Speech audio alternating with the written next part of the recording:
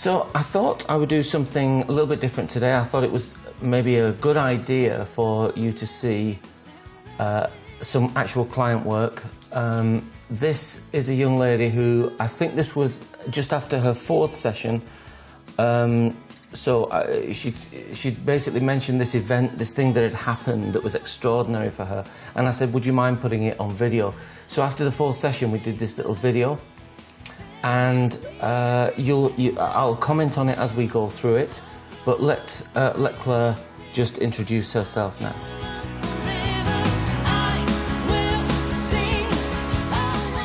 I'm Claire. I've been in the UK for 20 years. 20 years on Monday last week. And came to be in Warrington after meeting my ex-husband to be in Birmingham in a Christian rehabilitation centre where you had to refer yourself.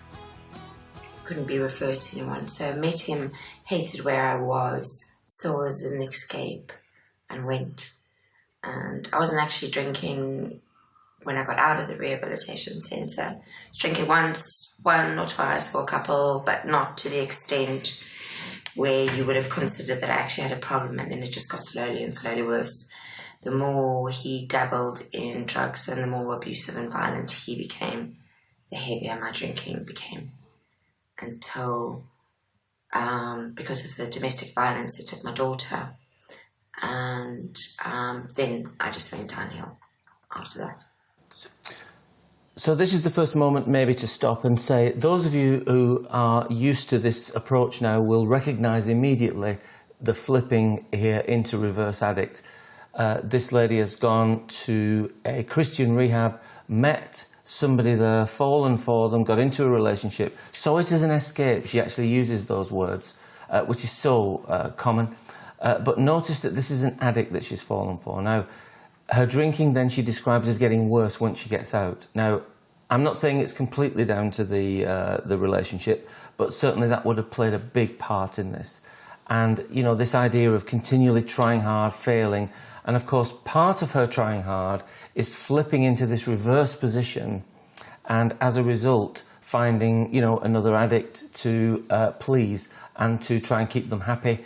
And of course there's this deep psychological sense that if I can just make everything right for him, then everything will come right for me. This is the reverse addict philosophy, really.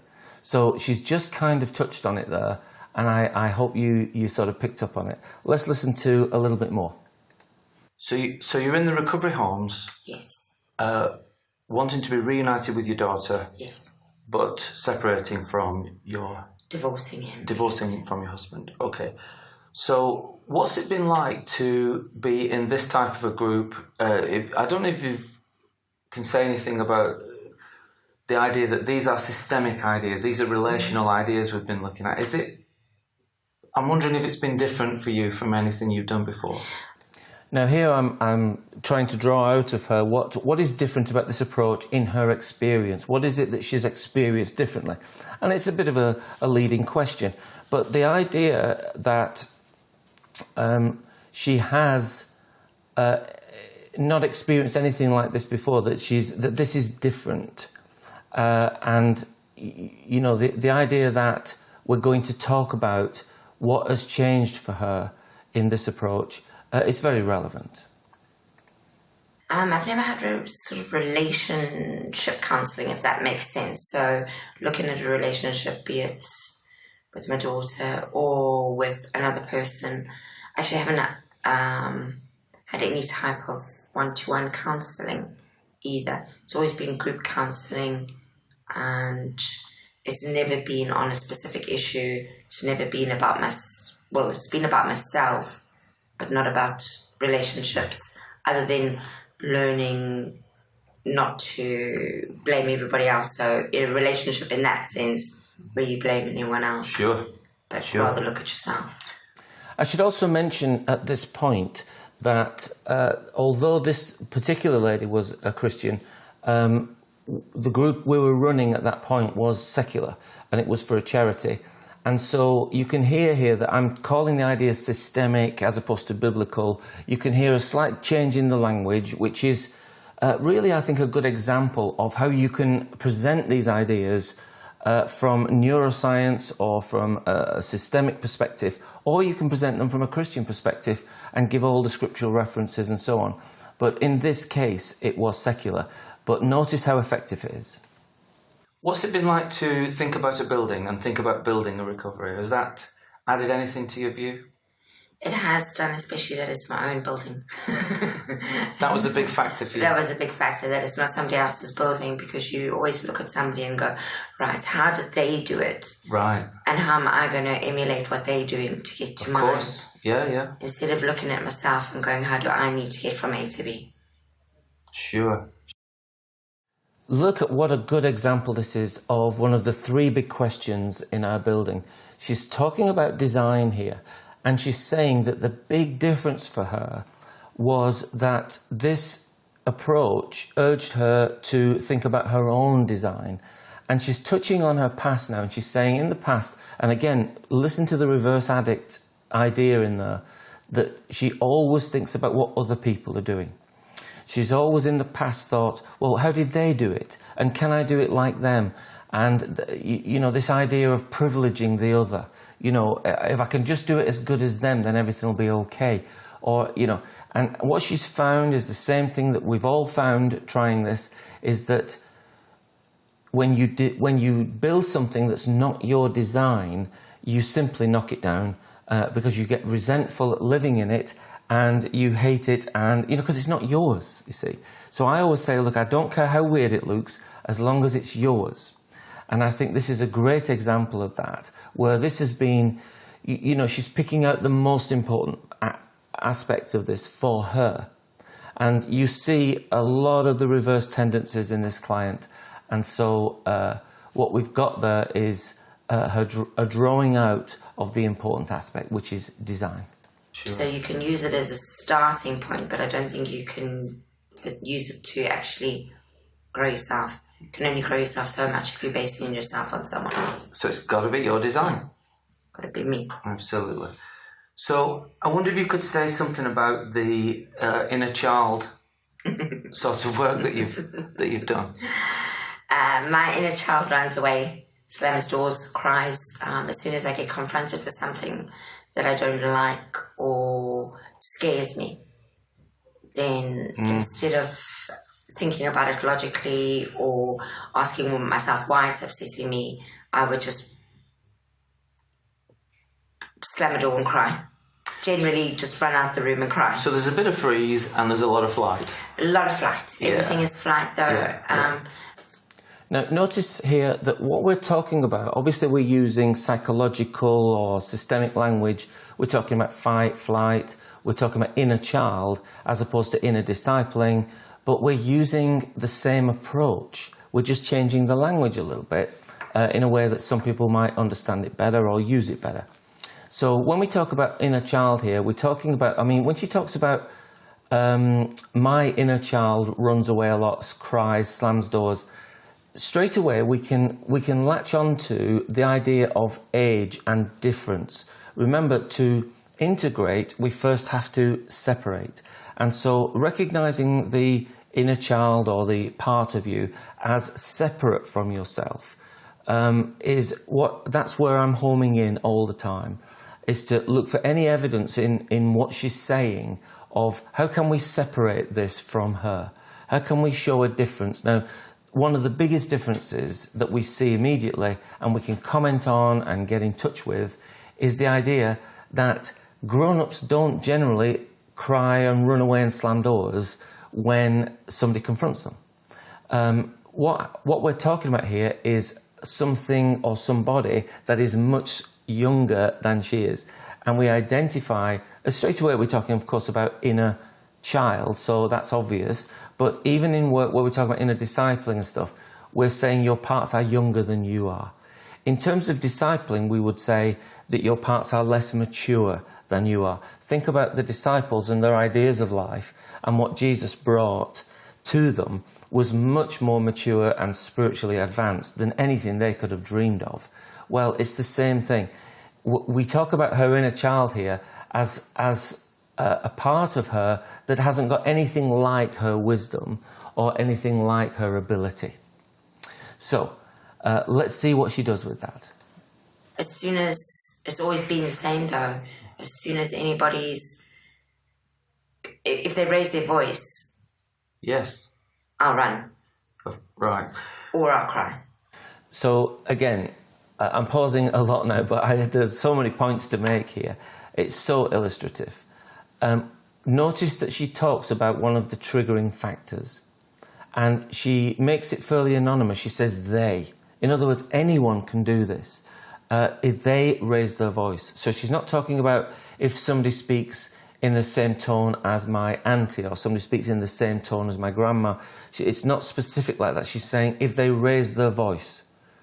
So there's something about a raised voice aimed at her that immediately triggers her. Now, what's happening in those moments, as we know if we followed the course, is that your brain is registering a threat.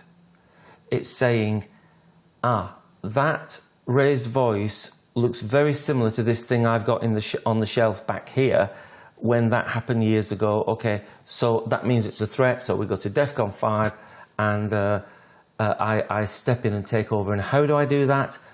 Well, I send in this part. I take over with this part because that's the part that dealt with it at the time. And that part, the best ideas are what? Cry, run away, slam a door.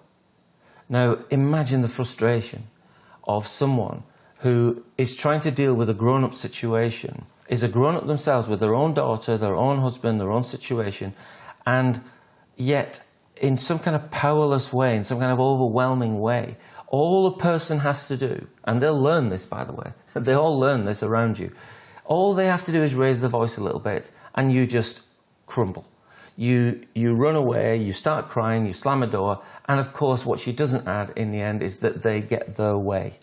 She gives in to their way. So people learn this around you, and so they learn what we sometimes say, they know how to press our buttons. We say it like that, don't we? In other words, they know how to trigger us. Let's go on. So tell us about the experience you had a week or two ago. My housemate was yelling at me because I'd separated his washing before putting the washing in the washing machine. He'd left you to do his washing for him very nicely. So you'd done his washing, but he wasn't happy with how you'd done it. No. Basically, he opened the door. Well, he knocked on my door and just started, "Why did you do my washing?" So let's just pause there and let's just look at the situation we're talking about. Now, one of the things you might notice is that we try our best to keep these things light. You'll notice that we have a little bit of a laugh there because I've built up a therapeutic alliance, I've built up a good relationship with Claire, and so we can talk. And we can also have a bit of a joke. So when we have a joke about the fact that she's just doing his washing, that this has just become an expected thing. In this charity, people used to live together, and so there were about 16 houses. And what they did is they manipulated these rooms in the houses so you could have 4 people living in each house separately. And so what would happen is she would be doing the washing and the cooking and the shopping and everything for everybody. So again, you notice the reverse addict here.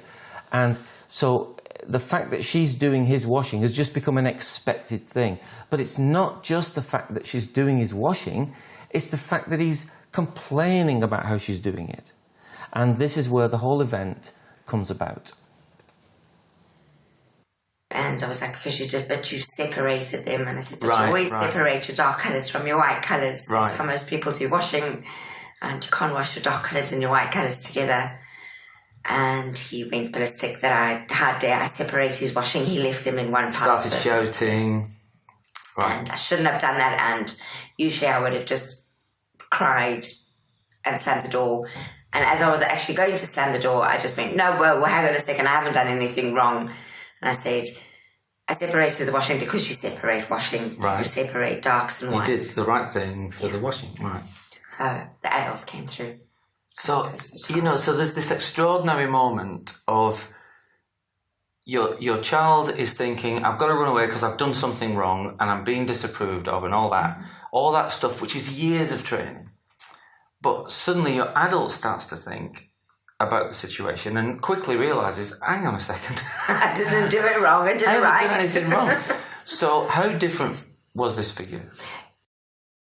So the first thing, before she goes into the description, we should say, look, what I'm doing there is I'm helping to anchor things in by first of all reflecting back to her what her experience, her storyline was to me, and I'm explaining it maybe more therapeutically. I'm sort of anchoring it that way, and what this does is it helps to establish the experience, and it means that she can take it with her and that she can use it more and more, which, to be honest, that's what the brain does with it anyway, but we just help that along. So now she's going to reflect back on my reflection, and this all helps to solidify the experience. What's happened is that, well, it's very typical, she's done the washing, and now not only is he not thankful that she's done the washing for him, he's actually going ballistic because she's not done it the way he wanted it done, even though she's done it the right way. Now, what would normally happen is her threat reaction the child would run away and he'd take the washing and that'd be that. But something different happens here, and that is what we're trying to explore and to establish more and to understand it better. It was actually empowering. It might sound stupid, but because I'm so used to Not at all. crying and just going, ah! I sat in the room and I was kind of doing the little, and I was doing a little. Look at me, all grown up. I know, but it's you kind of think at 45 years old you'd be grown up by now, but you're not. So just look, just for that moment, at the idea that and you've got to expect this from clients, right? This is only her 4th session. So they continually step back into the medical model. They don't understand the full idea. So notice how she steps back into the medical model there when she talks about, I'm so used to crying. But then I didn't. So notice that she brings the timeline in, the idea that I do this, but sometimes I don't, but now I'm doing it. Whereas what we're trying to do is separate completely. And we're saying that she doesn't cry, but her part does. Not that they sometimes do or they sometimes don't. And it's a very difficult idea to grasp or to shall we say, to fully digest. So we understand, and I try not to correct all of these things because I think it's best to let the understanding develop naturally. It's just this extraordinary idea that we have a past and we have a sense of corporate self that if we don't learn to recognise the voice of the younger parts and we don't learn to engage the adult in those traumatic and stressful moments, then we just keep doing what we always did. But I just think it's great that you had this experience, and when we have authentic growth, we don't shrink back. We get to keep that. Now, so here I first of all gave a sort of a therapeutic definition, and you could see her face going more and more serious. We were taking her into some area there that she wasn't so comfortable with, and you noticed that I then immediately, when I spot that, I give her a more kind of basic definition about what happened. And I think this can be useful, is to continually watch what's going on and to offer this idea to people in a way that they can really understand it. It's a little therapeutic moment there. And I then immediately, you'll notice I go into congratulations, and we very much big up this moment. And in typical counselling fashion, we stay with it. We don't move on.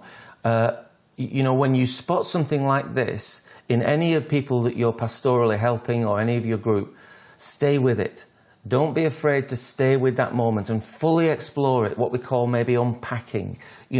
Talk about the difference in attitude, talk about how it felt, ask more questions, because the more we explore this, the more we anchor it in and the more we establish the pattern. Let's go on. So has there been anything since then that you feel a bit more experienced, or you feel it's added to you? Yes. So notice here my question is about, is it anchored in? I'm looking for evidence that says your brain is now rewired, right? If the brain is rewired, then things go differently. And I'm asking her, has she noticed anything since then? And these are good questions because it establishes, has something been rewired around, or was it just a one-off? Let's see what she says. Yeah, it's added to me because I was given a whole lot of shifts that, which is good for me. I was really happy about it, but because the housing is expensive, if they took me off where I was living and put on the universal credit and changed that with the extra shifts. So what she's talking about now is the idea of, because she's been in the housing quite a while, they're encouraged to get jobs and so on. She's done really well. She's got a job at Dunelm, as you can see by her top there. And she's talking now about how she noticed something in how she related to her shift leader or her boss at work. And I did panic for a wee while. And I did try and ask people, well, how exactly does it work? Right. And everyone was giving me different answers. And I went, why am I even asking them? And I just went and asked where I was supposed to ask, where usually I would just take little bits from everywhere else, get what I wanted and go on. But I'd be scared to actually ask people. But you're recognising a different way forwards, and that seems to just happen now because it's genuine growth. You see, you don't get to give that back. That is just something you keep now. It's interesting to hear me talk now because this is a little while ago, and I would definitely use language like rewiring, and use more neuroscience in the explanation, whereas then we were just talking generally about growth, and maybe that's not a bad idea. But what I'm focusing on here is the idea that when we genuinely grow, or put it this way, when the brain rewires, it doesn't change. You get to keep it, and this is evidence of this that she's talking about now at work, where she sees something happen quite naturally.